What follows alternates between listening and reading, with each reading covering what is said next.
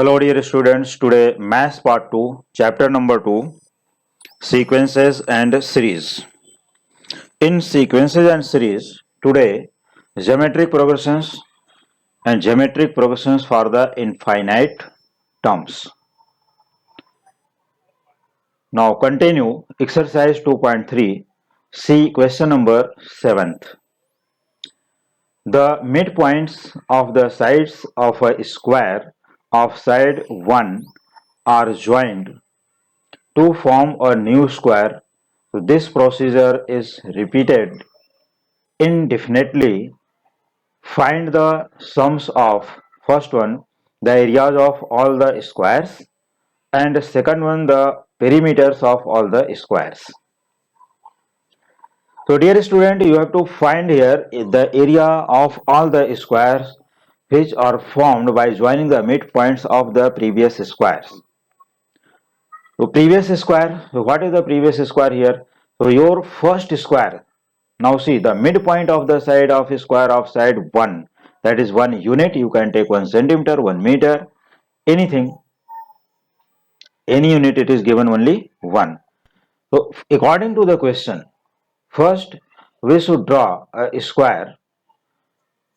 So this is the square. अब देखो यहाँ पर एक स्क्वायर यहाँ है जिसका मैंने नेमिंग नहीं किया क्योंकि इसमें और भी स्क्वायर्स में बनाने हैं।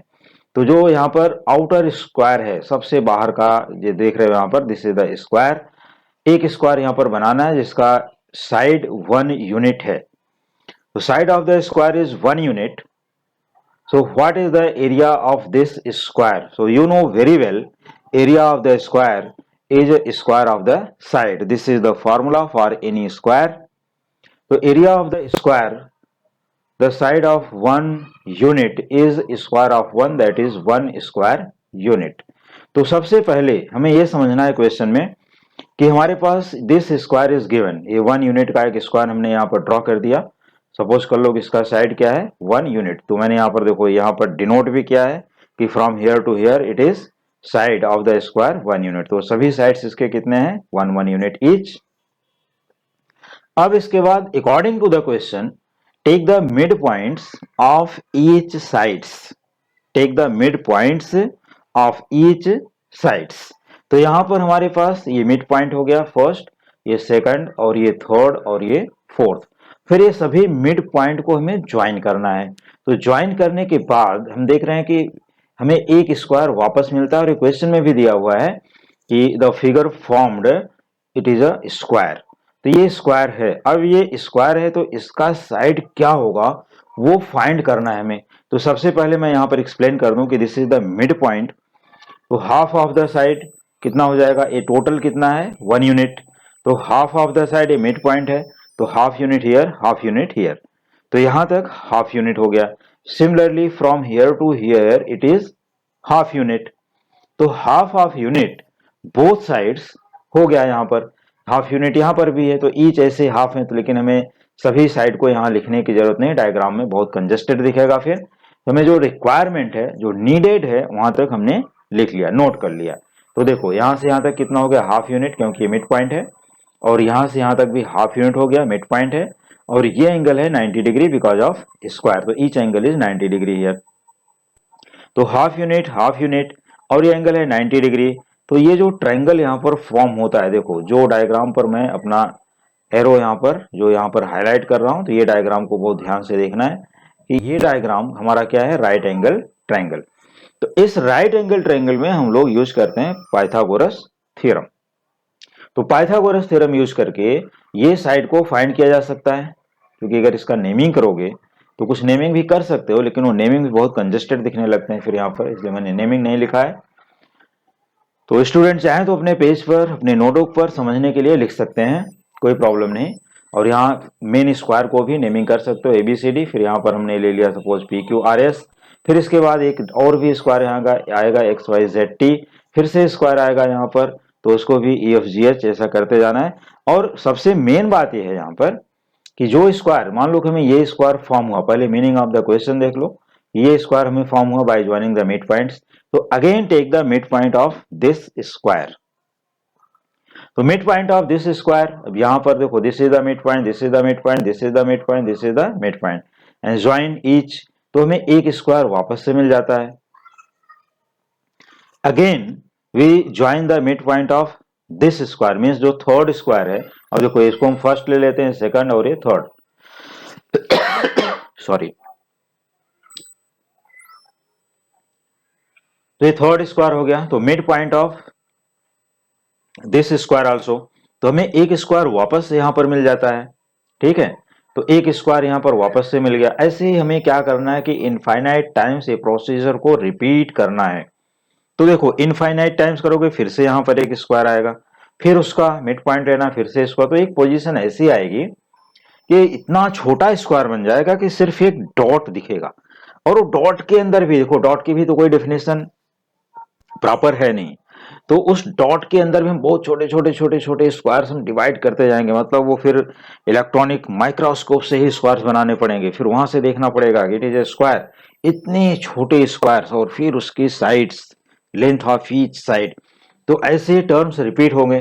तो इतना हमें नहीं करना है, हम लोग चलो 3 to 4 स्क्वायर्स फाइंड करते हैं, that one is enough, because we have a formula sum of all the terms if they form GP, तो s infinity equal to a upon 1 minus r, where modulus of r is less than 1. So applying this formula we can get sum of the areas of all squares. Clear? तो ये तो हो गई question की meaning, और find कर कैसे करना है वो हो गया यहाँ पर। तो आइए हम सबसे पहले यहाँ पर जैसे एक स्क्वायर के लिए फाइंड करके दिखाते हैं। लेट साइड ऑफ सेकंड, क्योंकि देखो फर्स्ट का हमारे पास गिवन है, first square side of the main square या फर्स्ट स्क्वायर जो यहां पर है, इसका साइड कितना, 1 unit, it is given in the question.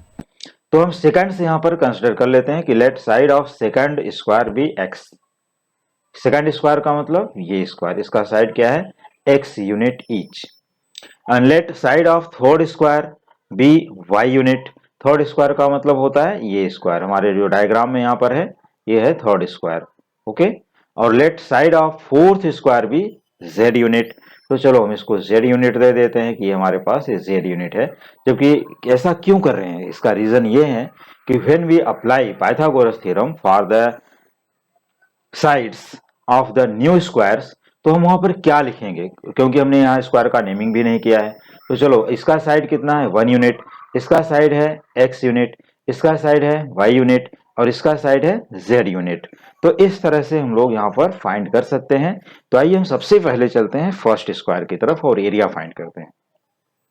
मैं डायग्राम वापस रिपीट करूंगा, डायग्राम वापस मैं लेके चलूंगा, बैक करूंगा, यहाँ पर टेंशन नहीं लो। तो area of first square with side 1 is 1 square, तो it is equal to 1 square unit, ठीक है, ये 1 हो गया तो 1 square that is 1 square unit. ये बहुत ही सिंपल था कि if 1 is the side of square, 1 unit कुछ भी ले सकते हो, तो 1 unit is the side of square, then area of that square is 1 square, that is 1 square units. अब इसके बाद हमारा आता है सेकंड स्क्वायर, देखो 1 स्क्वायर तो हो गया। अब जो मैं एक्सप्लेन कर रहा था कि इसका डिस्टेंस यहां से यहां तक कितना है, half unit, and it is half unit because whole is 1, तो हाफ इज हाफ, तो मिड पॉइंट है तो इतना कितना हो जाएगा हाफ, यहाँ पर भी half of 1, half of 1 that is half of. तो अब ये साइड कितना है x, यहां से यहां तक कितना है x यूनिट, ठीक है, तो x square equal to half square plus half square by Pythagoras theorem. तो आइए अब यहां पर दिखाता हूं, by Pythagoras theorem x square equal to square of half plus square of half, it is equal to 1/4 plus 1/4 becomes 2/4, इन दोनों को ऐड कर दिया तो कितना हो गया 2/4, और 2/4 को सिंप्लीफाई कर लिया तो 2 1 जा 2 2 जा, इट इज 1/2। तो ये ध्यान दो कि what is this, it is square of x, is x square equal to half, और अगर ये साइड एक्स स्क्वायर है, देखो यही ना सेकंड स्क्वायर, ये साइड एक्स स्क्वायर है, तो इसका एरिया क्या होगा, sorry side length of the side x है, तो इसका एरिया क्या होगा एक्स स्क्वायर, तो ये वैल्यू किसकी है, एक्स स्क्वायर की वैल्यू है ना।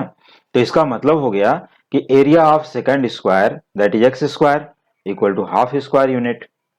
तो इस तरह से हम लोग ये क्या पाते हैं यहाँ पर कि एरिया ऑफ द स्क्वायर, देखो यूज तो कर रहे हैं पाइथागोरस थ्योरम, लेकिन हमारा यहाँ पर sum of square of the perpendicular sides यहाँ पर है, तो ये क्या हाइपोटेन्यूज का स्क्वायर, और हाइपोटेन्यूज ही इसका साइड है जो हमारे पास न्यू स्क्वायर यहाँ पर फॉर्म होके आ रहा है, करेक्ट। तो ये साइड को फाइंड करने के लिए हम लोग यहाँ क्या करते हैं, square of x equal to half square plus half square add कर दिया, 1/4 प्लस 1/4, तो 1 प्लस 1 2 और डिनोमिनेटर कॉमन है तो 2/4 इट इज 1/2। तो 1/2 स्क्वायर यूनिट क्या हो गई, area of second square x square equal to half square unit, मतलब ये हमें डायरेक्टली एरिया ही देता है। ठीक है, लेकिन अब हमें x की वैल्यू भी चाहिए, तो x square is 1/2, therefore x equal to 1/√2। ये अगले स्क्वायर के प्रोसेस के लिए, जैसे अभी हमारा जो नेक्स्ट स्क्वायर फॉर्म होगा after joining the mid points of the second square, तो हमें थर्ड स्क्वायर मिलेगा, तो ये x इक्वल टू 1/√2। आइए फिर थर्ड स्क्वायर की तरफ चलते हैं। अब देखो फर्स्ट और सेकंड ये कंप्लीट हो गए, अब ये कितना आता है हमारा 1/√2, सॉरी ये कितना आया, हाँ 1/√2 आ गया। तो 1/√2, सॉरी ये 1/√2 कौन सा है, ये वाला साइड है। ठीक है, ये टोटल है 1/√2 सेकंड स्क्वायर के लिए। तो अब अगर हम इनके मिड पॉइंट्स को ज्वाइन करेंगे, तो मिड पॉइंट यहाँ पर है and this is the mid point, this is the mid point, this is the mid point, तो एक स्क्वायर यहाँ पर हमें फिर से फॉर्म होता दिखाई दे रहा है। ठीक है, और each angle 90 degree, you know very well, तो यहाँ पर कोई टेंशन नहीं, वैसे हमने मार्क कर दिया है एक एक जगह सब जगह कि यहाँ पर 90 है 90 है 90 है। तो ये हमारा रहा सेकंड स्क्वायर जिसका अभी अभी हमें साइड मिला 1/√2, this is 1/√2, this is 1/√2, this is 1/√2, ये टोटल इतना यहाँ तक। तो अब क्या करना है, हमें यहाँ से मिड पॉइंट है, तो फ्रॉम कोई भी एक ट्रायंगल ले सकते हो जिसको जहां पर सुटेबल हो, ये ट्रायंगल भी ले सकते हो, यहाँ पर भी, यहाँ पर भी, यहाँ पर भी, but choose any one triangle, not all, तो टेकिंग एनी वन ट्रायंगल। तो चलिए हम लोग ये ट्रायंगल को ले लेते हैं। तो from here to here half of 1/√2, तो हाफ इंटू 1/√2 कितना हो गया 1/√2। तो देखो इसके लिए मैंने यहाँ पर मार्किंग किया है कि फ्रॉम हियर टू हियर ये हाफ जो है यहां से यहां तक कितना हो जाएगा 1/√2। तो यहां से यहां तक ये भी 1/√2, देखो ये बाहर लिखा हुआ हूं, तो यहाँ पर है 1/√2, मतलब यहां से यहां तक ये जो कॉर्नर तक है पॉइंट तक, ये 1/√2 from here to here, and this is 1/√2 from here to here, and this angle is 90 degree. तो फिर से अब हमें ये है y, length of this square is y, ये इसका साइड क्या है y, तो ये है 1/√2 और ये 1/√2। तो आइए फिर से पाइथागोरस यूज कर लेते हैं फॉर द थर्ड स्क्वायर, किसके लिए, थर्ड स्क्वायर के लिए। तो y square equal to 1/√2 whole square plus 1/√2 whole square, means again Pythagoras. ये कहां से आ रहा है, बाय पाइथागोरस थ्योरम। देखो मैंने यहाँ पर लिख दिया बाय पाइथागोरस थ्योरम, ये फर्स्ट सेकंड स्क्वायर के लिए हो गया और ये थर्ड स्क्वायर के लिए। तो hypotenuse square equal to square of the one side plus square of the other side, या शॉर्ट फॉर्म में बोल सकते हो कि hypotenuse square equal to square sum of the squares of the perpendicular sides.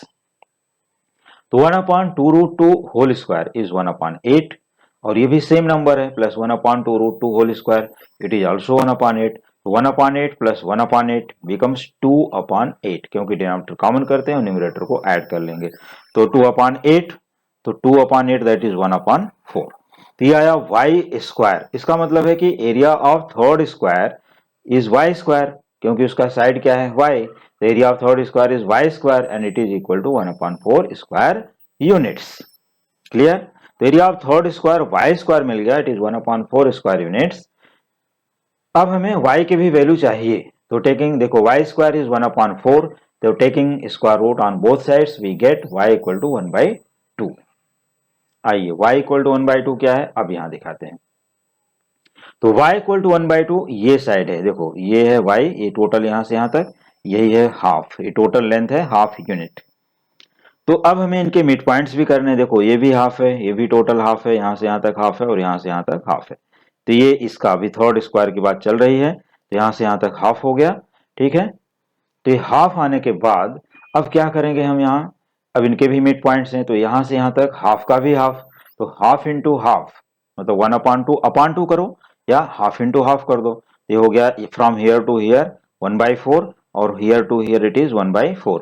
और अब ये जो फोर्थ स्क्वायर है इसका साइड हमने z यूनिट अज्यूम किया है यहाँ पर, देखो मतलब ये हमारा लास्ट स्क्वायर है, लेकिन हमें इन्फिनिटी स्क्वायर्स के बारे में सोचना है, तभी हम फोर्थ स्क्वायर की डिस्कस कर रहे हैं।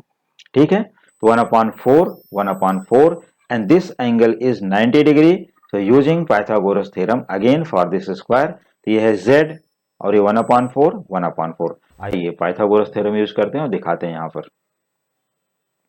Since square of z means hypotenuse square, hypotenuse किसका बनेगा, ये side of the fourth square, तो ये फोर्थ स्क्वायर के लिए है, तो z square equal to 1/4 whole square plus 1/4 whole square means square of 1/4 plus square of 1/4 becomes 1/16 plus 1/16 and adding them we get 2/16, adding them we get 2/16। ये 2/16 का अभी simplest form क्या है, 1/8। दिस इंप्लाइज दैट या this means, जो भी लिखना चाहे लिख सकते हो, you are free, you have a freedom. Area of fourth square क्या लिखोगे, area of fourth square z square equal to 1/8 square unit. लेकिन हमें आगे के प्रोसीजर के लिए कंटिन्यू हमें z का भी वैल्यू चाहिए, तो z इक्वल टू 1/2√2, क्योंकि हम टेकिंग स्क्वायर रूट ऑफ 1/8 और z स्क्वायर, तो z स्क्वायर के लिए हो गया स्क्वायर रूट z और स्क्वायर ऑफ 1/8 इज 1/2√2, ठीक है। और area of fourth square z square that is 1/8 square units. तो ये रहा हमारे 4 स्क्वायर्स के साइड्स जो हमें मिले और उनके एरियाज मिल गए। तो area of first square plus area of second square, अब हम लोग क्या करेंगे, वो ऐड करेंगे। लेकिन मैं प्रोसेस के लिए रिपीट करना चाहूंगा कि हम फोर्थ स्क्वायर तक ही निकाल कर यहाँ शो करेंगे, और इसके बाद अगर स्टूडेंट इंटरेस्टेड हैं तो और भी निकाल सकते हो, नो प्रॉब्लम। तो अब यहाँ पर dot dot dot dot and so on, क्योंकि ये इन्फिनिटी प्रोसेस है तो ये लिखना कंपलसरी है, dot dot dot and so on, मतलब इस तरह से हम कंटिन्यूअस फाइंड कर सकते हैं। अब हमें क्या लिखना है, अकॉर्डिंग टू द क्वेश्चन हमें फाइंड करना है कि sum of squares is sum of the areas of the squares up to infinity. तो now sum of areas of all squares, यहां क्या लिखेंगे, sum of squares of all, sum of areas of all squares equals 1 plus 1/2 plus 1/4 plus 1/8 plus and so on are in GP. अब ये देखो geometric progression easily दिख रहा है कि easily you can say they are in GP, geometric progression है, geometric series है जो यहाँ पर फॉर्म होता है। फिर से एक बार मैं यहाँ रिपीट कर देता हूँ, area of first square 1 square unit था, एरिया ऑफ सेकंड स्क्वायर 1/2 यहाँ पर देख लो, और area of third square 1/4, area of fourth square 1/8 and so on. तो इस तरह से हमने यहाँ पर लिखा कि now sum of areas of all squares equals 1 plus 1/2 plus 1/4 plus 1/8 plus and so on are in GP. अब इसी के हमें सम फाइंड करने हैं। तो देखो here a equal to 1 that is first term and common ratio half upon 1 that is half, और ये हाफ क्या है, mod r, modulus of r equal to modulus of half is less than 1। ये हमारा वेरीफाई हो रहा है। तो using the formula for sum of areas of all squares and denoting it by s infinity equals a upon 1 minus r. This is the formula, very nice formula and very simple trick. So simply you can find sum of areas of all squares s infinity equal to a upon 1 minus r. Now it is equal to 1 upon 1 minus 1/2 equals 1 upon 2, देखो 1 minus half that is half, और ये 1/1/2 तो यहां हम लिखेंगे 1 into 2/1 becomes 2, तो it is 2 square units. Then you can say sum of areas of all squares is 2 square units. बस ये इतना होगा, मतलब कितने भी स्क्वायर्स का हम शो करें तो हमने 4 स्टेप्स प्रोसीजर के लिए, प्रोसेस रिपीट करने के लिए 4 स्टेप शो किया और एंड सो ऑन करके एक जीपी का फॉर्मेशन यहां दिखा दिया जो कि इनफाइनाइट टर्म्स है यहां पर। तो S infinity a upon 1 minus r, it is 1 upon 1 minus half, 1 upon half, it is 2 square units. तो बहुत ही सिंपल, बहुत ही ट्रिकी क्वेश्चन है और बहुत ही इंपॉर्टेंट क्वेश्चन है। ऐसे क्वेश्चंस कॉम्पिटिटिव एग्जाम्स में जेईई एंड सीईटी ये दोनों लेवल पर पूछे जाते हैं और एनडीए के डिफिकल्ट क्वेश्चन के सीरीज में ऐसे क्वेश्चंस आते हैं।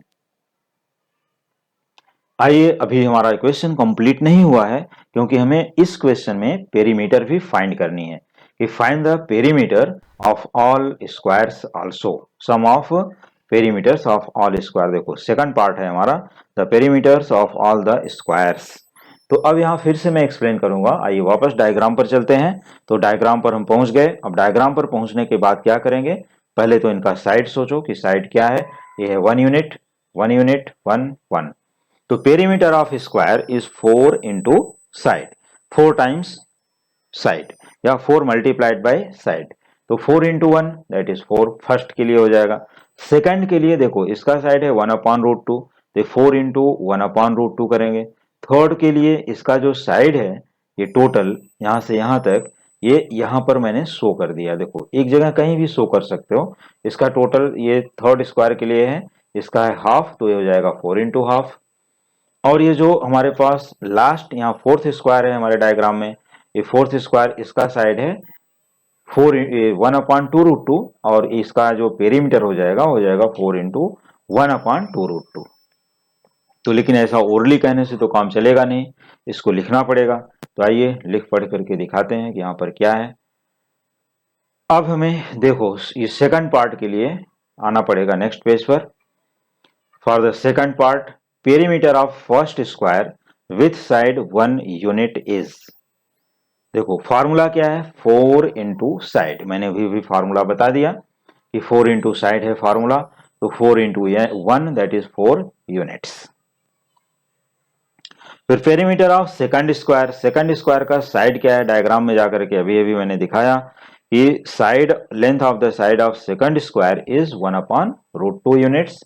Therefore, perimeter of second square 4 into 1 upon root 2. It is 4 upon root 2 units. Now, side of the length of side of third square is 1 upon 2. जैसा कि डायग्राम में मैंने मेंशन कर दिया है। तो perimeter of third square 4 into 1 upon 2 and it is 4 upon 2 that is 2 units. ठीक है, तो एक एक स्टेप 1 बाई 1 सभी स्टेप को समझते जाना है, लिखते जाना है और उसको अच्छे से समझना है। देखो हमने दोनों टर्म लिखा है 4 into half that is 4 upon 2 equals 2 units, क्योंकि हमें रिक्वायरमेंट दोनों की है, कोई भी ले सकते हैं सम्स में। अब इसके बाद आते हैं फोर्थ स्क्वायर की तरफ। 4 इंटू 1 अपॉन 2 रूट 2, तो यहां पर भी ले सकते हो 4 इंटू 1 अपॉन 2 रूट 2, ये है length of side of the fourth square. तो 4 इंटू 1 अपॉन 2 रूट 2, ये 2 2 जा 4, हो गया 2 अपॉन रूट 2। और यहाँ पर डॉट डॉट करके एंड सो ऑन लिख लेना है, जिससे लगे कि हमें इस तरह से जो स्क्वायर्स फॉर्म होते जाएंगे तो वहां पर लिख सकते हो। चलो मैं भी लिख देता हूँ यहाँ पर, ऐसा कुछ इशू नहीं है, लेकिन फिर भी अगर लिख दोगे तो अच्छी बात है। यहाँ पर हमें लिख लेना चाहिए कि एंड सो ऑन, क्योंकि पेरीमीटर ऑफ स्क्वायर ये सभी स्टूडेंट को पता है कि 4 इंटू साइड है। ठीक है, तो 4 इंटू साइड यहाँ पर ऐसा करते हुए अपना यहाँ पर प्रोसेस ये रिपीट करोगे और एंड सो ऑन लिख करके यहाँ पर छोड़ सकते हो। ठीक है, तो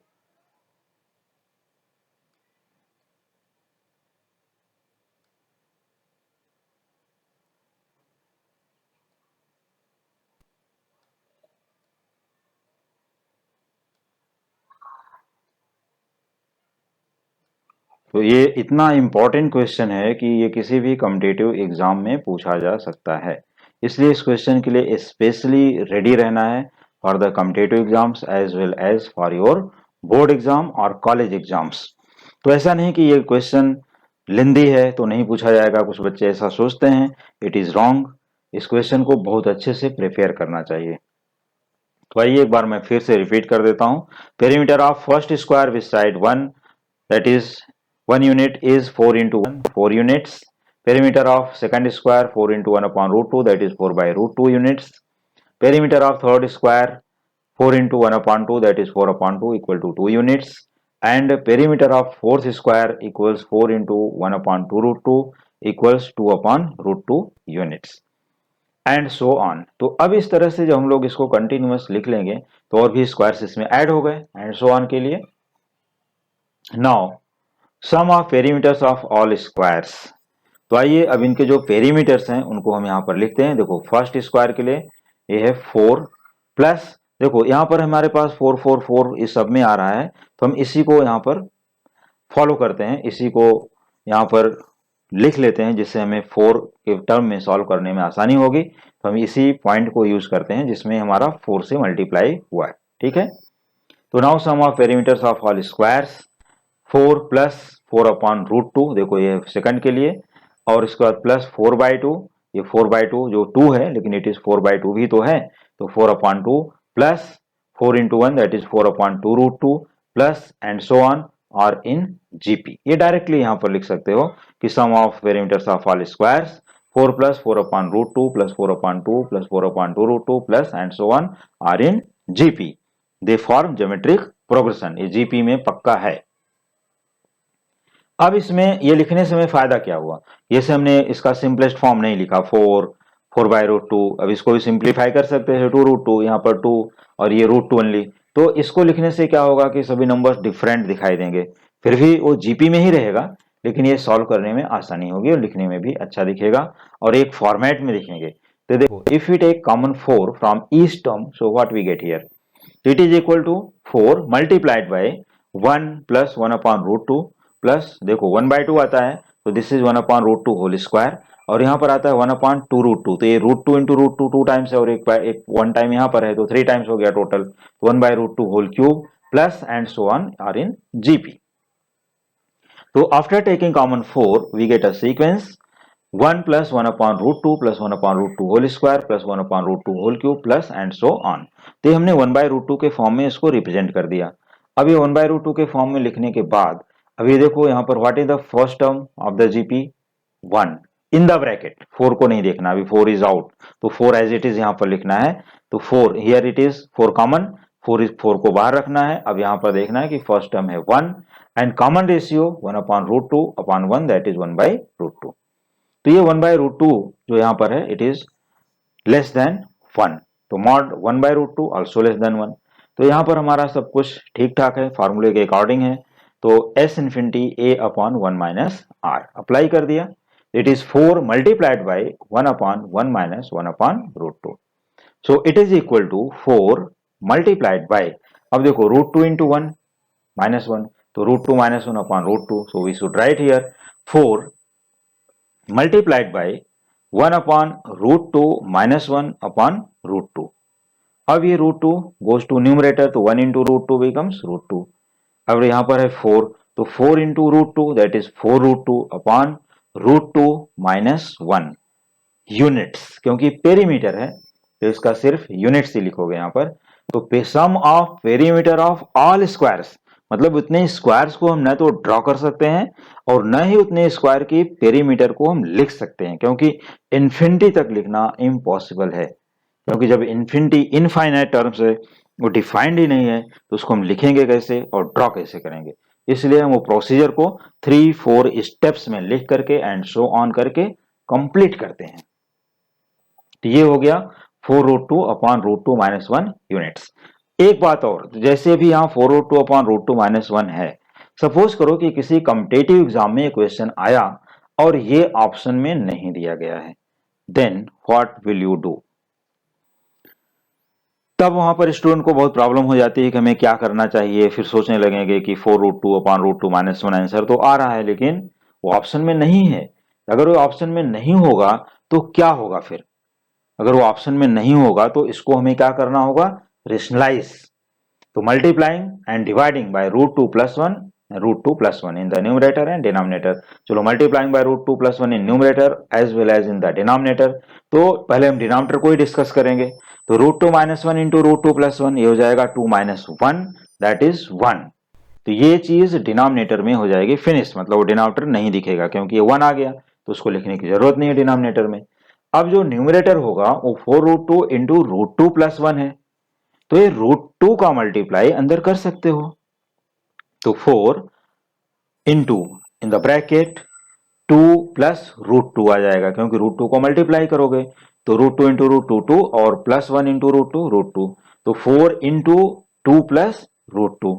तो ये ऑप्शन में हो सकता है कि 4 into root 2 plus 4 into 2 plus root 2, या 4 को भी अंदर मल्टीप्लाई कर दिया गया हो कि 8 प्लस 4 रूट 2, तो इस तरह से हमारे पास जो ऑप्शन है वो यहाँ पर दिखाई देगा रेशनल। जैसे यहाँ पर इरेशनल फॉर्म में अगर हमें रूट टू के फॉर्म में लिखना है तो ये थ्री डिफरेंट टाइप से लिखा जा सकता है। एक तो यहाँ पर है और टू डिफरेंट टाइप से मैंने अभी बताए।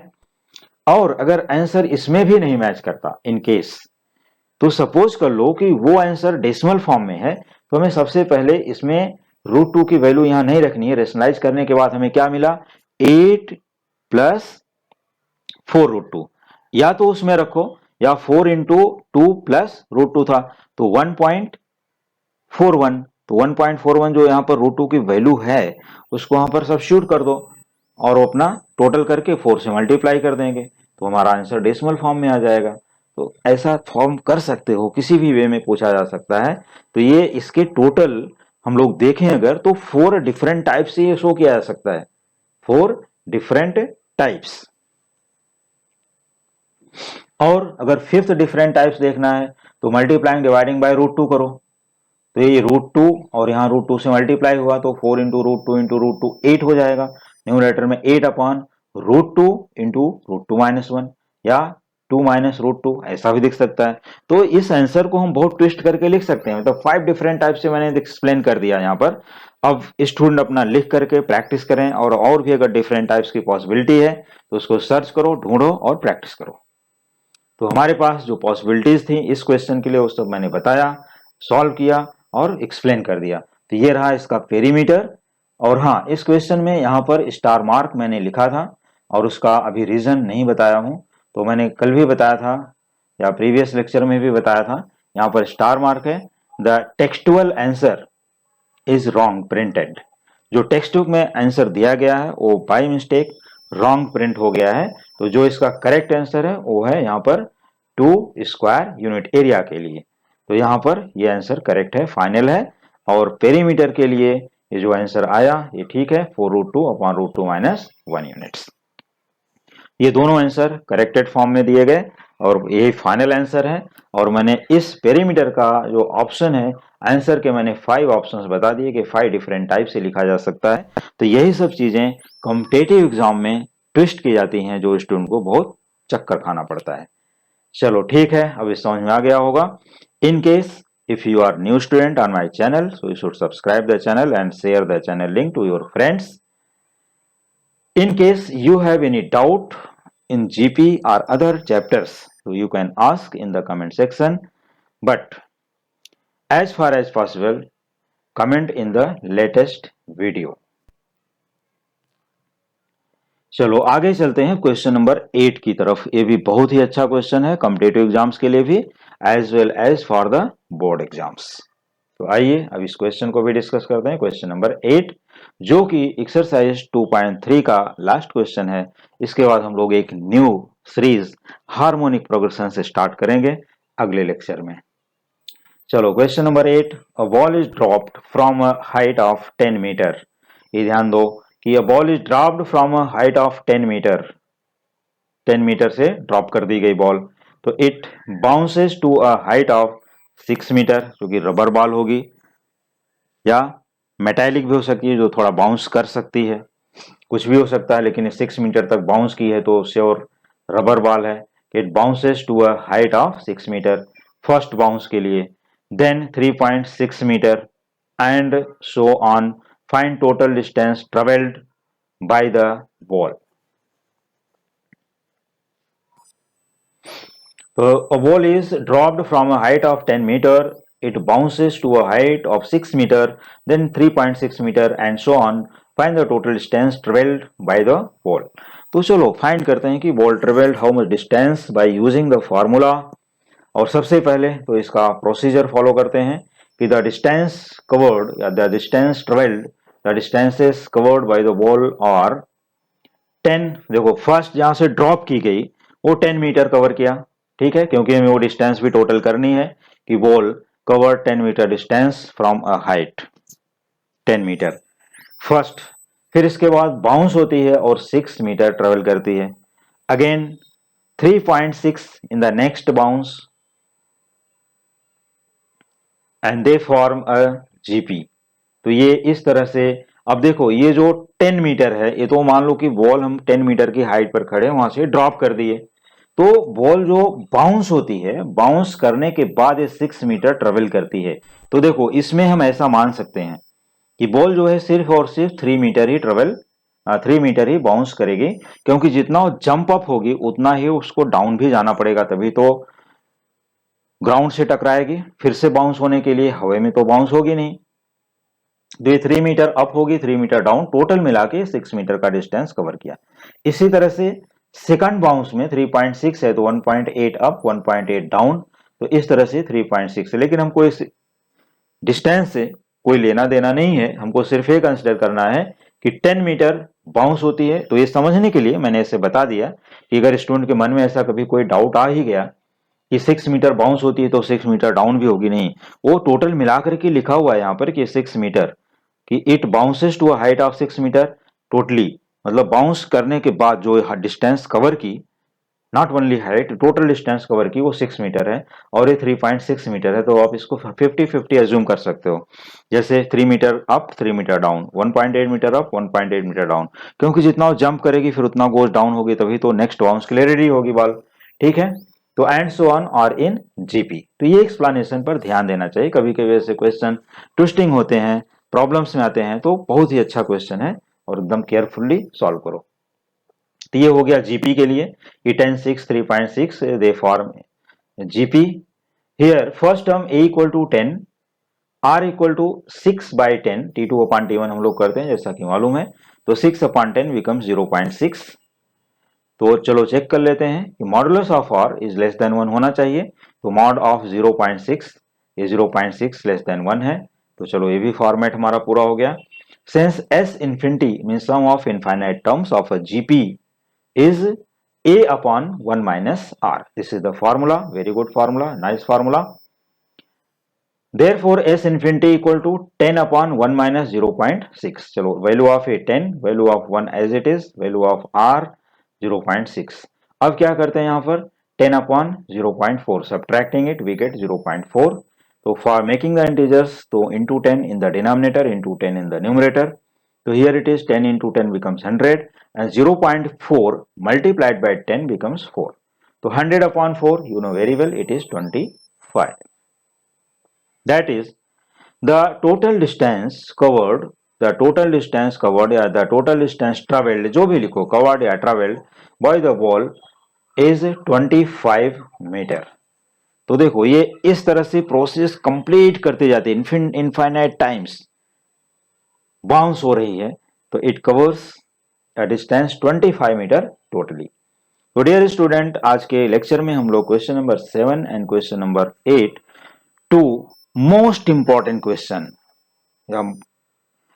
जितना इसको इंपॉर्टेंट बोलो कम है, most important for the competitive exams, for all competitive exam, जितने भी कॉम्पिटिटिव एग्जाम मैथमेटिक्स से रिलेटेड हैं और ये चैप्टर उसमें इंक्लूड किया गया सिलेबस में है, तो this is the very very most, या जितना भी बोल लो, बहुत ही अच्छा क्वेश्चन है, वेरी वेरी इंपॉर्टेंट क्वेश्चन, अपना कंसिडर करके रखो, बहुत ही अच्छा क्वेश्चन है।